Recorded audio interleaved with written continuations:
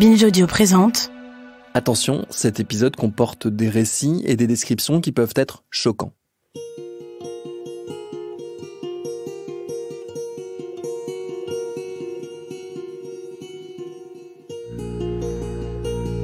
Mama Rachel fanya mbio wametuambia seme mwaipori munakuwa kabibandi. Je suis partie chercher du bois avec un groupe. Elles m'ont prévenu de faire vite parce que la forêt est dangereuse. À un moment, elles se sont éloignées sans que je m'en rende compte et je me suis retrouvée toute seule. Je voulais ramasser du bois et je suis tombée sur un homme qui m'a demandé « Toi, qu'est-ce que tu fais là ?» Il m'a ordonné de laisser le bois et ce type m'a violée. Alors je me suis demandé « Qu'est-ce que je dois faire ?» J'en ai parlé à une amie et c'est elle qui m'a conseillé d'aller voir les médecins. Elle m'a dit qu'ici à Elohim, il y a des médecins qui soignent les femmes violées.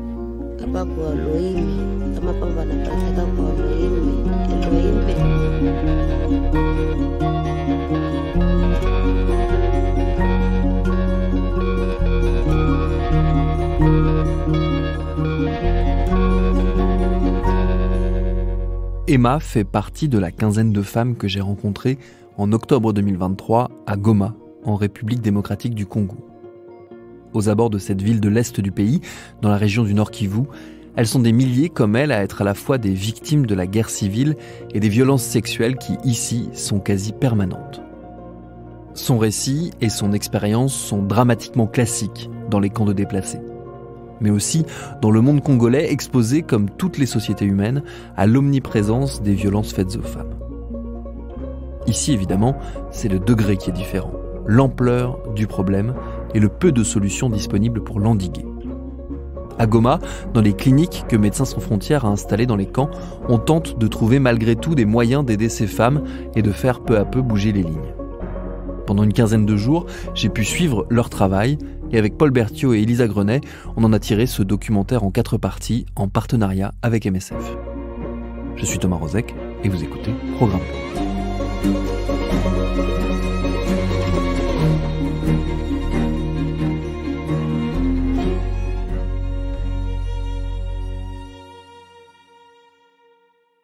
Un mot d'abord sur le contexte très particulier. Nous sommes donc dans le Nord Kivu, à Goma. À côté de la ville, sur les flancs du volcan Nyiragongo, on trouve des camps de déplacés gigantesques. À perte de vue, des tentes de fortune installées sur des cailloux où viennent trouver refuge les déplacés d'une des plus graves crises humanitaires du monde. Sans ressources, sans abri, avec très peu d'accès au minimum vital, ces hommes, ces femmes, ces enfants venus des zones rurales alentours ont parfois marché des centaines de kilomètres pour arriver ici. La raison principale de leur venue, c'est la guerre. Depuis des années, un conflit fait rage entre des groupes rebelles et les autorités congolaises. Le M23, une rébellion née dans les années 2010, se bat contre l'armée régulière soutenue par une coalition africaine et les Nations Unies. Le Congo accuse par ailleurs régulièrement ses voisins, en premier lieu le Rwanda, d'être à la manœuvre derrière le M23. Alors on ne va pas s'embarquer ici dans une analyse géopolitique, ça n'est pas l'objet de ma visite à Goma. Si je suis ici, on l'a dit, c'est pour aller voir les principales victimes de ce conflit, qui s'est intensifié depuis 2021. Les populations qui se massent donc dans les camps de déplacés comme celui d'Elohim, où on se rend ce matin avec Pamphile, l'un des membres de la mission d'urgence de MSF. Là on va au camp d'Elohim, camp de déplacés d'Elohim, qui se situe au quartier Lac-Vert, en commune de Goma. C'est loin du centre de Goma, ce camp d'Elohim ? Ah oui, par rapport au centre-ville de Goma, on peut dire que c'est à près de 20 km du centre-ville de Goma. Ouais. Et il y a combien de personnes là-bas à peu près ? On arrive à le savoir ? Les déplacés d'Elohim, c'est environ 8000 individus, 8000 personnes. Oui. Okay. On peut noter que ces camps sortent du moins de l'ordinaire. Rasmané Kabor, coordinateur du programme d'urgence d'MSF France à Goma. Ils ne sont pas comme les camps habituels qu'on connaît, parce que tout simplement, même le gouvernement a été surpris par l'arrivée de ces populations et il n'y a pas eu d'organisation en tant que telle.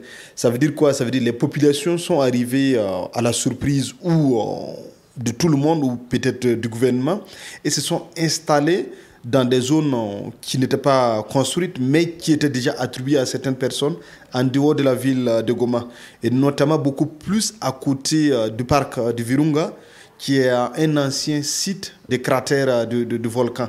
Donc c'est sur des tas de cailloux laissés à l'abandon que les gens se sont installés tant qu'ils peuvent. En fait, ce n'est pas des sites vraiment organisés en tant que tels avec des délimitations ou voilà, des infrastructures sanitaires bien faites. Non, pas du tout, pas du tout. La plupart, je peux dire plus de 80% de ces populations ont dû faire leurs abris d'eux-mêmes en utilisant les moyens de bord, soit par des plastic sheeting ou d'autres qui ont même utilisé des feuilles mortes en fait, d'arbres pour se faire leurs abris à eux-mêmes en fait. C'était la guerre. Nous étions au champ avec mon mari. On nous a dit de partir parce que des soldats étaient en train d'arriver. Emma, déplacée, installée au camp de Elohim. On a tout laissé, tout arrêté. Arrivé à la maison, on a vu que nos voisins étaient déjà partis. Nous avons pris nos enfants et nous sommes partis à pied. C'est comme ça que nous sommes arrivés ici. Chez nous, on avait une belle vie. Ici, au camp, ce n'est pas le cas. On dort mal, on a plein de problèmes. On n'a presque rien à manger, on ne va pas bien du tout. Certains arrivent à trouver de quoi manger, mais nous, non. Des fois, j'ai envie de rentrer chez nous, mais je ne peux pas. Ici, je ne peux que mendier pour trouver à manger. Je me prive pour que mes enfants puissent manger. Elohim c'est petit, c'est ouais. ça Elohim. Okay. Il n'y a pas beaucoup que ça. Il n'y a pas plus que ça. Notre petite clinique, les points d'eau, quelques ménages. Vous allez constater que la journée, les ménages sont presque inhabités parce que les mamans partent chercher un peu comment la famille va survivre. C'est presque vide. Oui, c'est presque vide la journée. Ils sont partis en brousse. Souvent, c'est en brousse. Oui, parce que si du moins on avait des champs, elles seraient disponibles à travailler comme des journaliers dans des champs des autochtones. Mais comme vous voyez, le quartier est plein de roches, il n'y a pas moyen vraiment de cultiver. Donc elles n'ont pas d'autre choix que d'aller un peu en brousse là pour se trouver ces bois qui leur permettent d'avoir quelques revenus. Oui, en tout cas, c'est leur activité principale. Et une autre chose à préciser, qu'il n'y a pas 2 mois que ces camps ont commencé aussi à bénéficier maintenant de la distribution de nourriture de PAM, qui tant soit peu les aides, je m'imagine, mais ne peuvent pas combler les débuts du mois et qui les poussent toujours à aller chercher et chercher. Elles partent chercher à manger, elles partent chercher du bois de chauffe, pour la plupart à manger. Et en second lieu, c'est le bois de chauffe. Et là, que ce soit les hommes armés, des civils, elles se font agresser par tout le monde. Ce n'est pas que les hommes armés, il y a des civils. Et le taux d'agression par des civils n'est pas aussi anodin. Ils sont autour de 35-40% qui se font agresser par les civils. Armelle Bagbozadi, c'est la manager ici des activités liées aux victimes de violences sexuelles. C'est elle qui coordonne les équipes et forcément, on a passé pas mal de temps ensemble. Au moment où on se rencontre, ça fait déjà plusieurs mois qu'elle est sur le terrain à Goma et elle en a une connaissance extrêmement fine. Je sais que la violence sexuelle, c'est pas juste, ça ne concerne pas qu'un seul pays, ça concerne tout le monde. Mais ici, c'est autre chose. C'est à un tel niveau même dans les rêves les plus fous, qu'on n'oserait même pas imaginer en fait. Même dans les pires scénarios que moi j'ai déjà imaginé. En ce qui concerne les violences liées aux gens, en l'occurrence les violences sexuelles, j'aurais jamais pensé qu'un tel truc existait. Maintenant, c'est limite, je dirais, moi, c'est la première fois, en rigolant, je disais avec des collègues, mais c'est une épidémie de viol. Moi, je sais qu'il y a épidémie choléra, épidémie de rougeole, mais une épidémie de viol, honnêtement, on peut appeler ça comme ça. Voilà, donc... c'est inimaginable. Et quand tu regardes la tranche d'âge la plus agressée, c'est les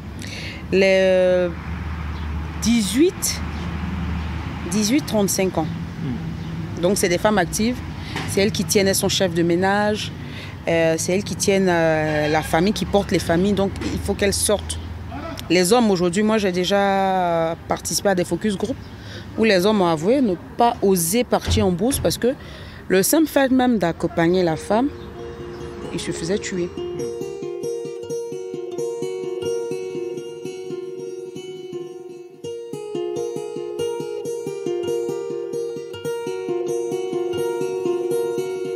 Historiquement parlant, déjà, les violences sexuelles au Nord Kivu, c'est un souci. Audrey Landman, coordinatrice médicale des activités d'urgence chez MSF à Goma. Ça fait des années que c'est un problème, et pas uniquement à Goma. La différence avec ce qui se passe aujourd'hui à Goma et avec les camps de déplacés à Goma, c'est la quantité de cas de victimes qu'on reçoit dans les projets MSF. Aujourd'hui, le programme Santé de la femme, en fait, il a plusieurs volets.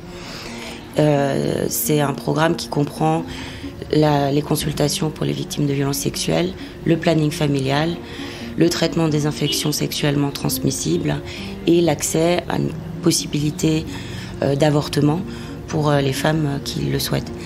Mais aujourd'hui, sur le programme Santé de la femme, évidemment, on va dire la plus grosse cohorte de patients qu'on voit, c'est au niveau des VVS, des victimes de violences sexuelles. Aujourd'hui, on part du principe, et ça c'est quelque chose qu'on discute tous les jours, que la remise en question de la parole de la victime, on le laisse derrière nous. On n'est plus du tout sur ces aspects-là de dire « oh là là, les quantités, est-ce que vraiment, etc. etc. » Pour nous aujourd'hui, toutes les femmes qui viennent, elles ont besoin d'accéder au kit PEP. Quand je dis le kit PEP, c'est le kit de prophylaxie contre le VIH. C'est mon ami qui m'a orientée ici. Emma, déplacée, installée au camp de Elohim. Beaucoup de gens ne savent pas que j'ai été violée et je ne peux pas le raconter à tout le monde. Je ne veux pas que tous les gens autour de moi soient au courant. Ici, comme j'étais avec des médecins, je me suis sentie à l'aise pour raconter ce qu'il m'est arrivé. Et comme ça, on a pu me soigner. Juste après mon viol, j'avais des douleurs au bas-ventre. Maintenant, ça va déjà mieux.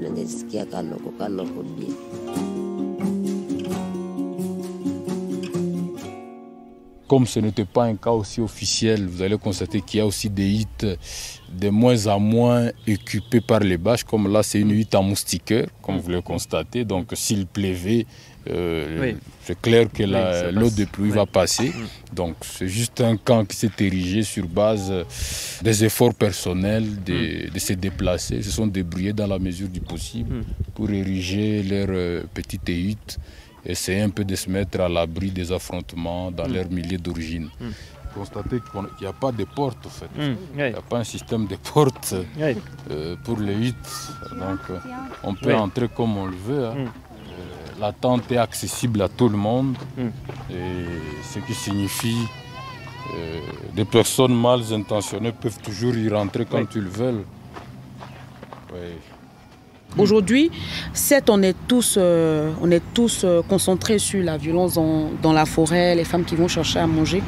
Armel Bagbozadi, manager des activités liées aux victimes de violences sexuelles pour MSF à Goma. Il y a d'autres sous-groupes qui seraient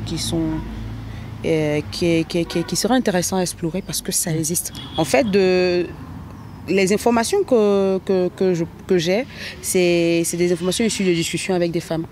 À un moment donné, c'est des femmes qu'on a déjà reçues une fois pour la violence sexuelle dans la forêt ou pendant le trajet, tout ça.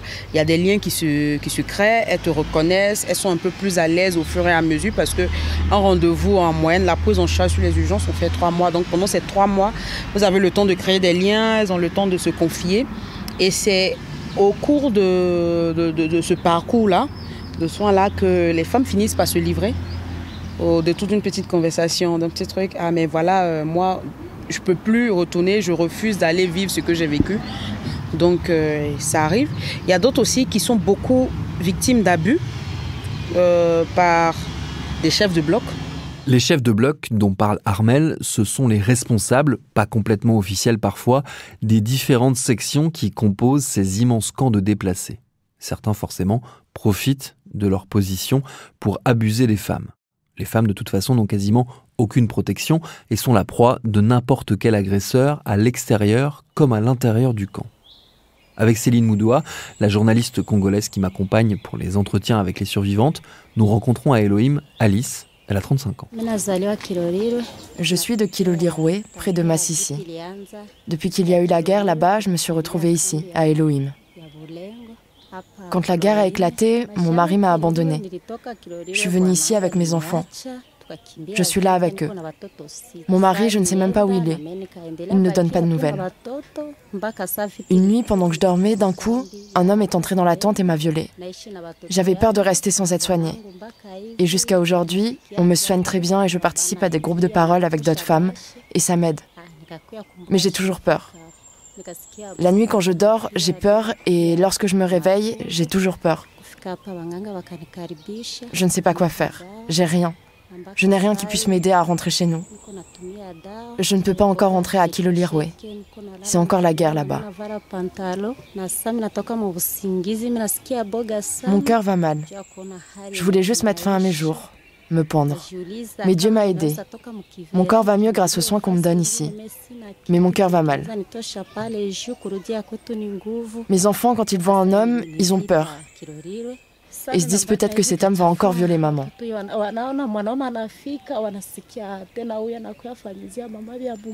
Mon cœur va mal.